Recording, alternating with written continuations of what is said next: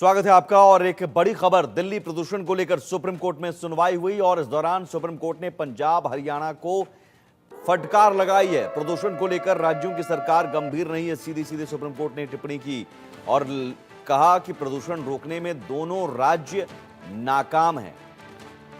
Delhi NCR में प्रदूषण की मार और दिल्ली एनसीआर में हालात अब खराब हो चले हैं। AQI लेवल 300 से 350 के भी पार कई जगहों पर हैं। सांस लेना मुश्किल हो रहा है और सुबह सुबह हालात ये होते हैं कि घरों से आप बाहर निकलते हैं तो आपको आंखों में जलन और कहीं ना कहीं खराश महसूस होता है, सांस लेने में मुश्किल होती है। ये हर साल की कहानी है और हर साल जो सरकारें हैं वो एक दूसरे पर आरोप प्रत्यारोप करती हैं और हर साल अदालतों की फटकार भी सुनती है, अदालतें फटकार भी लगाती हैं, लेकिन बावजूद इसके हालात नहीं सुधरते। संभव शर्मा हमारे साथ जुड़े हुए हैं। संभव, क्या कुछ कहा है सुप्रीम कोर्ट ने? हालांकि ऐसा पहली बार नहीं है कि फटकार लगी हो सरकारों को, लेकिन एक बार फिर से फटकार लगी है तो कुछ असर होगा क्या? जी बिल्कुल।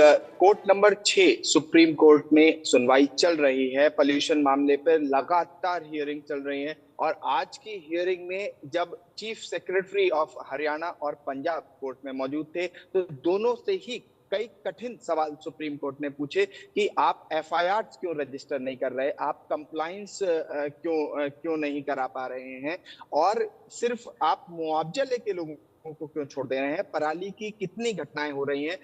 कई बार जो चीफ सेक्रेटरी जब अपना जवाब दे रहे थे तो सुप्रीम कोर्ट ने कहा कि आपके जो जवाब हैं वो एक साथ अलाइन नहीं हो रहे हैं और कुछ निकल के नहीं आ पा रहा, पहले आप कुछ और कहते हैं बाद में कुछ और कहते हैं और एक जवाब दीजिए इस पर।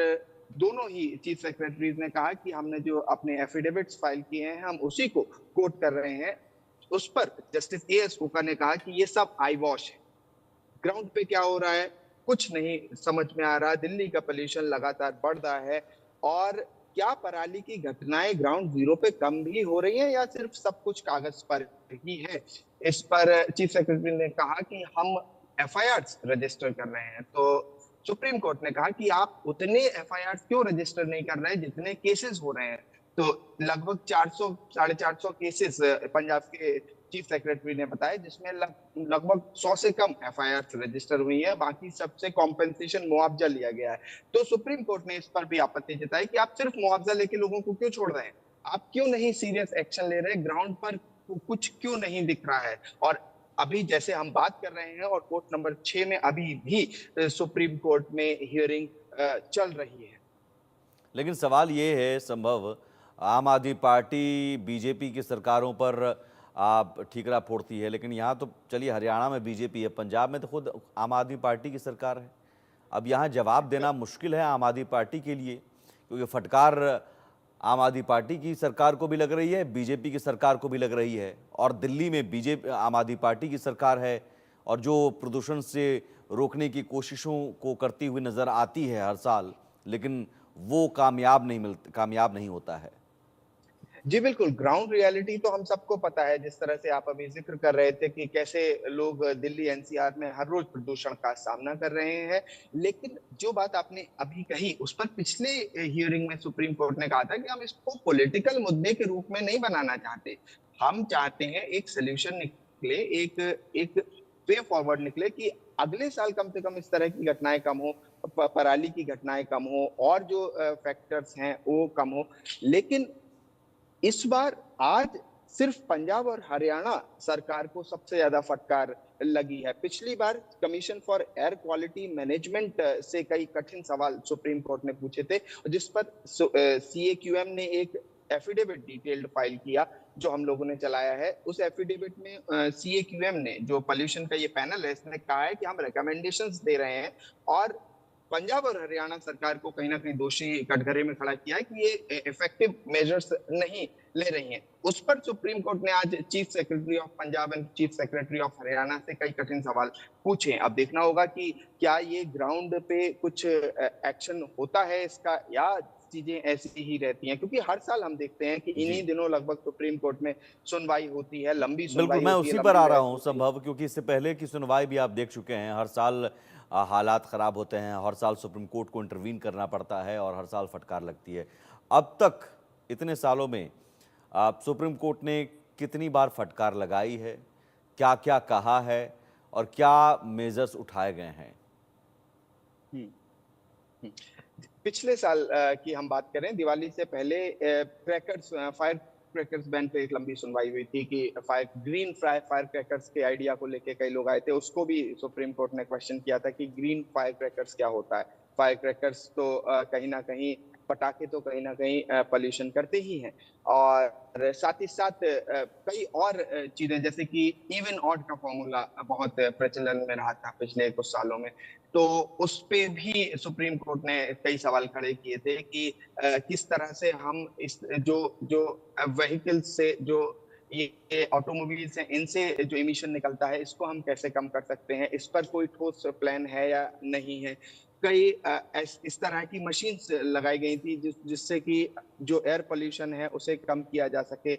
लेकिन फिर भी इस साल फिर से हम इन्हीं दिनों में देख रहे हैं कि स्थिति लगभग लगभग ज्यों की त्यों है। वही 300 350 एयर क्वालिटी इंडेक्स आ रहा है अलग अलग जगह, जैसे आनंद विहार से सुबह हम लोग रिपोर्ट कर रहे थे, वहां से भी एयर क्वालिटी ऐसी ही है, गाजियाबाद में, दिल्ली के अंदर तो इस तरह की स्थिति बनी ही हुई है।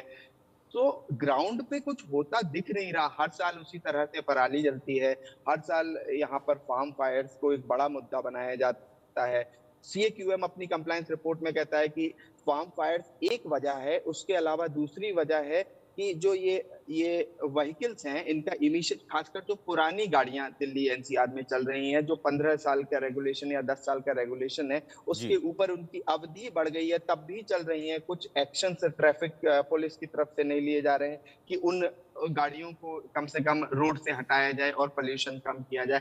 तो ये तमाम बातें हैं जिस पर सुप्रीम कोर्ट में अभी सुनवाई चल रही है पोल्यूशन मामले में। देखना लेकिन एक होगा बड़ी कि बात आज संभव यहाँ सुप्रीम कोर्ट ने कह दिया, सुनवाई तो अभी चल रही है, अभी देखना होगा आगे क्या सुप्रीम कोर्ट फैसला सुनाती है या निर्देश देती है। लेकिन एक बड़ी बात तो कह दी कि दोनों सरकारें नाकाम हैं। अब जी, नाकाम क- कह देना ये अपने आप में बहुत बड़ी बात है कि आप नाकाम हो गए हैं। अब आगे क्या सुप्रीम कोर्ट क्या, अभी जो हियरिंग चल रही है उसके बाद क्या निर्देश दे सकती है? जब ये मान लिया गया कि ये नाकाम है, नहीं काम कर रहे हैं, तो क्या कोई सख्त आदेश दिया जा सकता है? जी, इस सख्त आदेश की इस बार उम्मीद तो है। उम्मीद जताई जा रही है कि ये सख्त आदेश दिया जा सकता है, बट एक बात और हमें सोचनी होगी, जिस तरह का हमारा सेटअप है, हम जुडिशरी, एग्जीक्यूटिव, लेजिस्लेटर, ये 3 ब्रांचेस हैं हमारी गवर्नेंस की।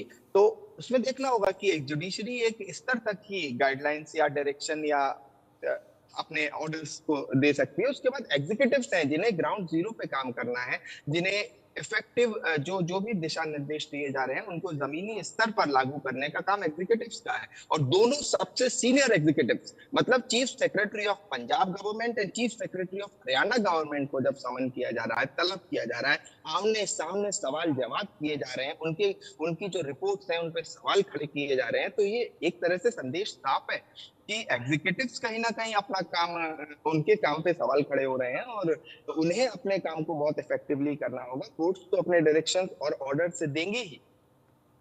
जी, बहुत शुक्रिया संभव तमाम जानकारी के लिए और अपडेट्स पर नज़र बनाए रखिए, क्योंकि सुनवाई अभी चल रही है, तो सुनवाई में क्या कुछ निकल कर आता है और क्या आदेश दिया जाता है, ये हम ज़रूर आपके ज़रिए दर्शकों तक पहुँचा